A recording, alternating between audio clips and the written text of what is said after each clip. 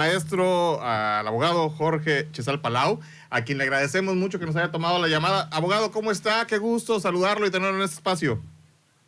¿Qué tal? Buenas tardes. Igualmente, con mucho gusto haciendo la llamada. Los saluda Samuel Roa y Jesús Sierra, que me acompañan en este espacio. Abogado, desde el punto de vista constitucional, usted que es un estudioso del derecho, ¿qué implicaciones va a tener pues esta militarización de la Guardia Nacional?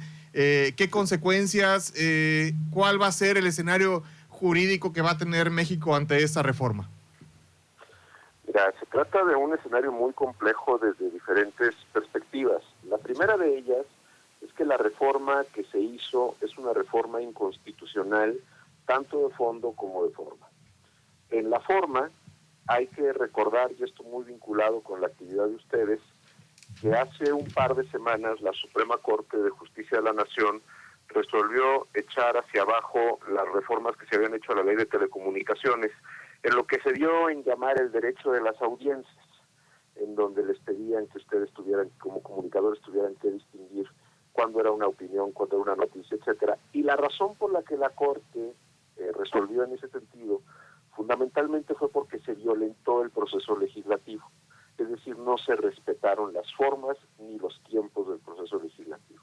Y en el caso de la reforma relacionada con la Guardia Nacional, bueno, pues vemos que el mismo día que se presenta la iniciativa, ese mismo día se discute en el Pleno, se dictamina, se turna a la Cámara de Senadores. Entonces no se respetan las formas en la Cámara de Diputados. La Cámara de Senadores hace un poquito más de trabajo, pero también violentando los reglamentos internos.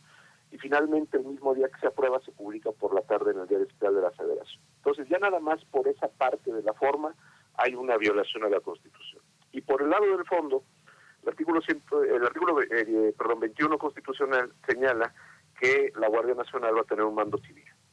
Y el artículo 128, si mal no recuerdo, de la Constitución, 129, habla de que en tiempo de paz los militares no podrán tener ninguna otra actividad que no sea la vinculada estrictamente con la disciplina castellana.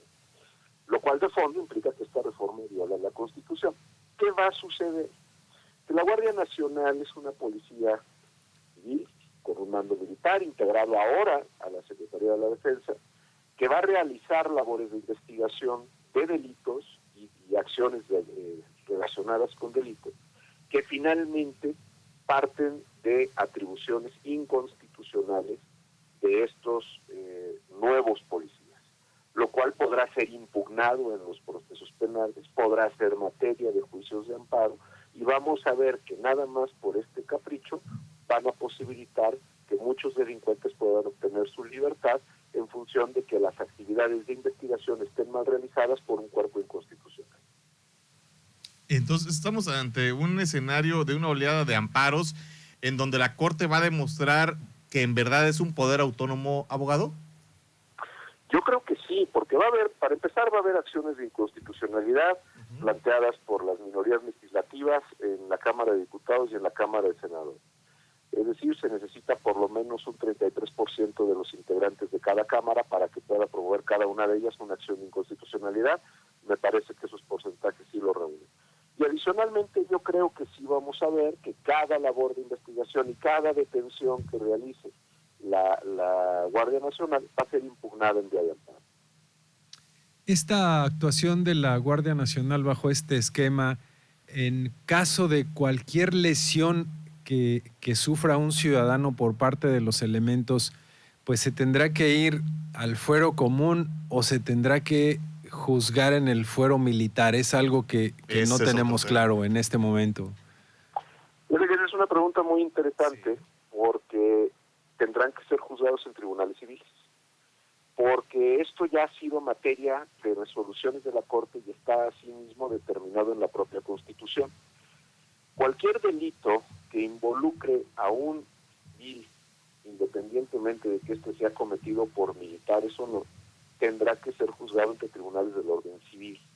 Es decir, tendrá que ser la Fiscalía General de la República la que formule la acusación y tendrá que ser el Poder Judicial de la Federación quien resuelva. No entrarían los tribunales militares. Sin embargo, los tribunales militares sí podrían juzgar delitos vinculados con la disciplina militar, pero que no necesariamente tener que involucrar a un civil. Y voy a poner un ejemplo. Recordarán ustedes que hace un par de meses hubo una denuncia en medios de comunicación a nivel nacional y luego una reacción por parte de la Secretaría de Marina, donde se dio a conocer que se habían dado de baja a varios marinos que estaban involucrados en la venta de chalecos y de material bélico a la delincuencia organizada. Sí. Y que el almirante secretario simplemente dijo que los habían dado de baja de la Marina. En aquella ocasión, en realidad, lo que deberían de hacer era procesarlos penalmente en el ámbito militar, porque el robo de almacenes militares y ese tipo de cuestiones sí son delitos del orden militar, independientemente de que además el proveerle armas a la delincuencia organizada, o chalecos, o instrumental, también constituye un delito del orden. Entonces sí vamos a tener este tipo de dudas, vamos a tener las dos jurisdicciones, pero siempre que participen civiles tendrán que ser tribunales del orden civil. Abogado, estamos ante pues un rompimiento de las instituciones que generan contrapeso desde el punto de vista constitucional. Absolutamente,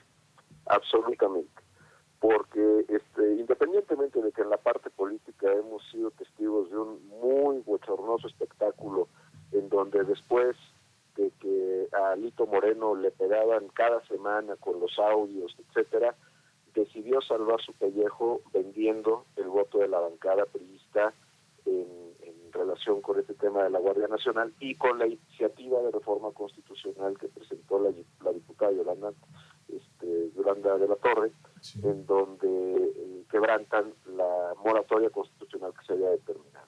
Entonces, al margen de esa parte política, esta reforma de la Guardia Nacional está militarizando las actividades de seguridad, van a tener este mandato conferido por disposición de esta norma inconstitucional que se acaba de aprobar, y si se da la extensión que se pretende dar de mandato a la Guardia Nacional, por lo menos hasta el 2028, pues simple y sencillamente lo que tenemos es un riesgo inminente para la ciudadanía de una violación absoluta de derechos fundamentales. ¿A qué es a lo que me refiero? El debido proceso, la privacidad de comunicaciones, el cumplimiento de las reglas de los procesos civiles, todo ese tipo de cuestiones obedecen a un diseño institucional que corresponde a instituciones de un gobierno civil. En el momento que esto se somete al mando militar, atienden a formaciones y reglas distintas y va a ser muy sencillo que se quebrante y puedan ser violentados. Híjole, pues yo creo que estamos ante, pues como dicen los historiadores, ¿no?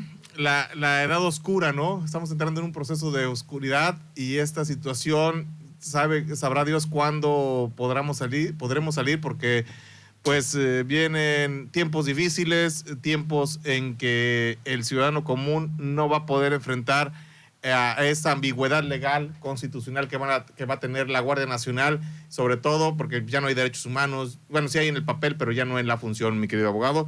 Y bueno, con esto pues le queremos agradecer que nos haya regalado estos minutos, abogado.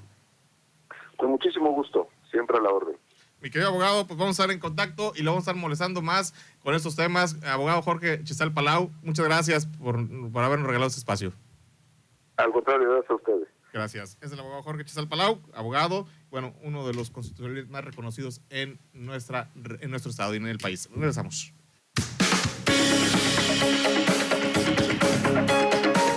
Sigue con nosotros en emsavalles.com Radio. Periodismo diferente. Volvemos en un momento.